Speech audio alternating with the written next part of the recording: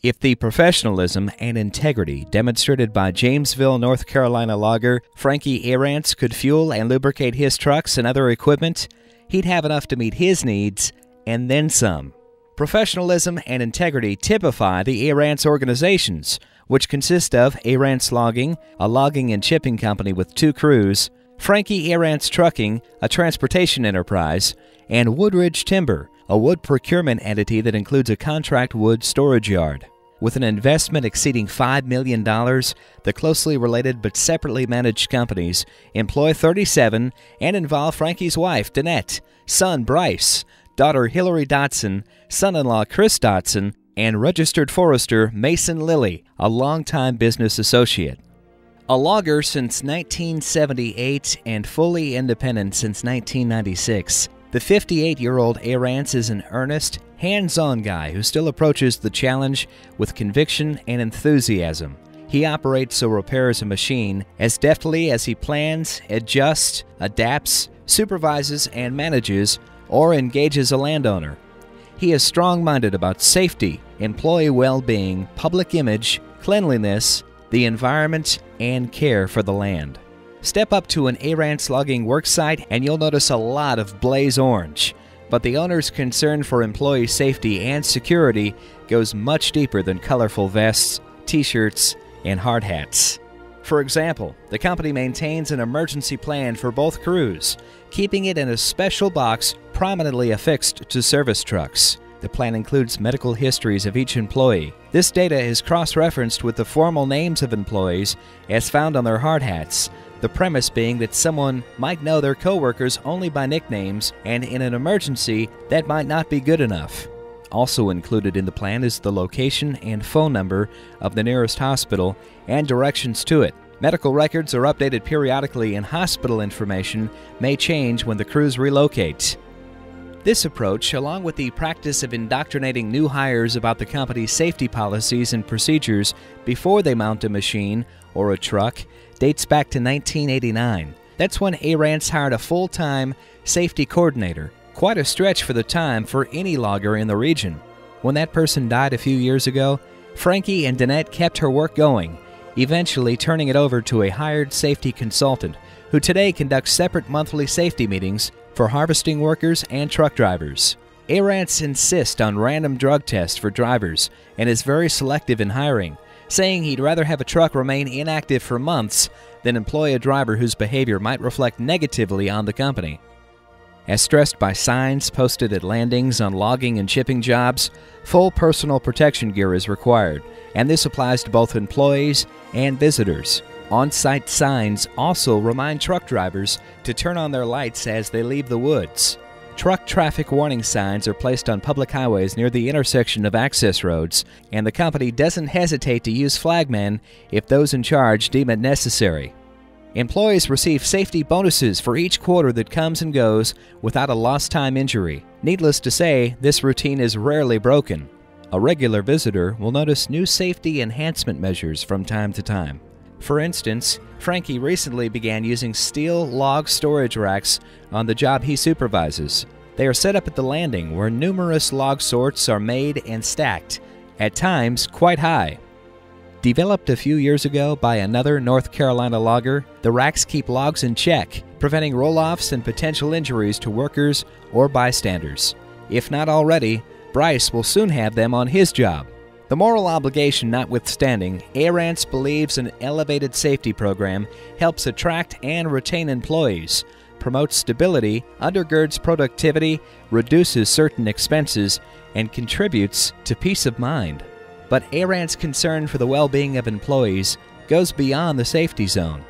The organization finds a way to offer a number of incentives and benefits, including health and other types of insurance, a simple IRA retirement plan, annual paid vacation, holiday pay, and Christmas dinner and bonus.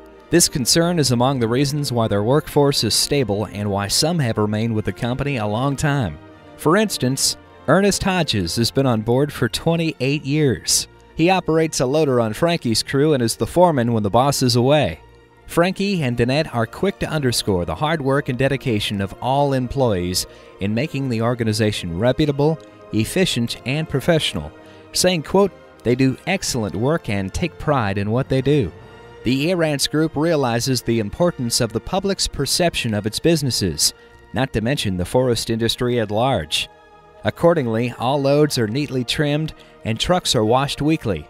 Its logging and chipping jobs are widely known for their clean, well-maintained equipment and neat, well-organized landings. Machines are power washed regularly, not only for appearance but also to cleanse away debris, reduce fire risk, and expose metal fatigue. Machine operators clean the inside of cabs using Armor All protectant as they go. Workmen store trash bags on site and use them to keep work sites free of litter. As well, they're careful to contain motor and hydraulic oils, but if there happens to be an oil or fuel spill in the woods or on the highway, they clean it up with hazmat kits kept at the ready. Cleanliness of the job meshes with Frankie's strong commitment to meet or exceed BMP and SMZ guidelines as he goes to extended lengths to care for the land. He uses steel bridges for crossing streams, walking each track to find the best place to position them, and places wooden mats on soft landings and access roads to reduce rutting and to keep mud off public roads.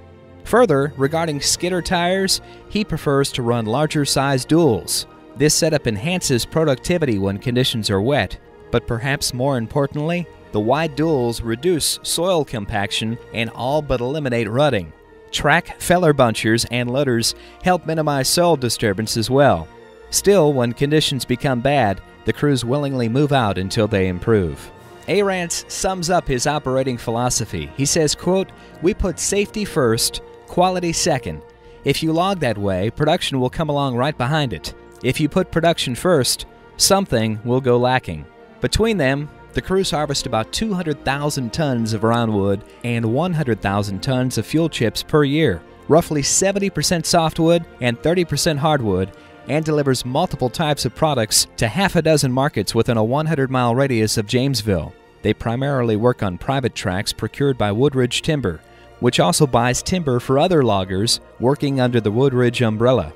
2 full-time mechanics work from a well-equipped 7,000-square-foot shop, where a full-time utility and tires man is assigned to trucks. The maintenance regimen is meticulous, and all but the most complex repairs are performed in-house to help contain costs.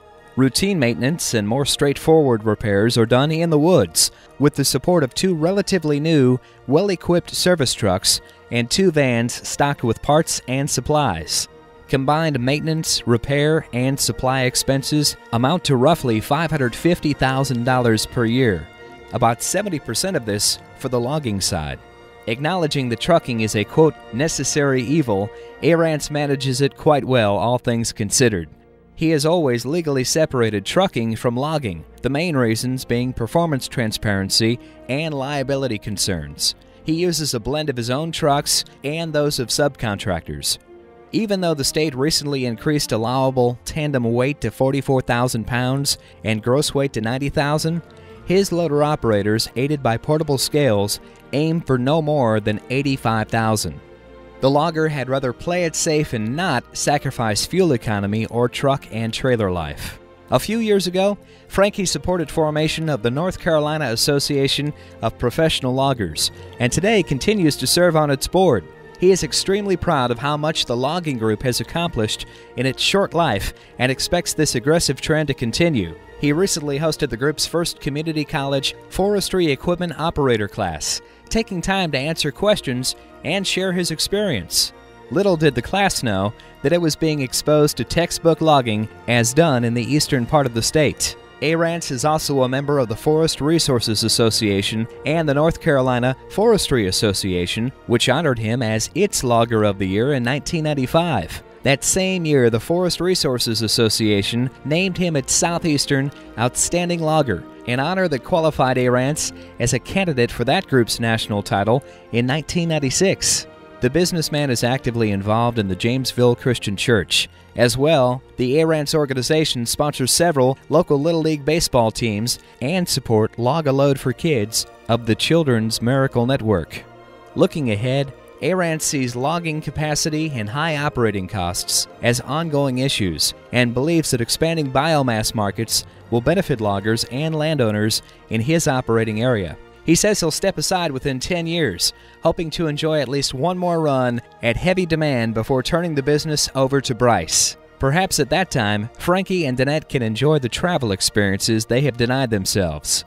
Frankie hints that Bryce may opt to downsize to a single crew once he assumes control. Be that as it may, Bryce will likely preserve the family's tight-grained legacy, clinging to the fundamentals that have propelled the organizations to a high level of respect and professionalism. There's no doubt the Arrants organizations have earned a place among the nation's logging elite. They set a gleaming example, a model of high standards that others would do well to follow. Folks, please show your appreciation for the Frankie Arrants family and the exemplary manner in which it represents the nation's logging industry.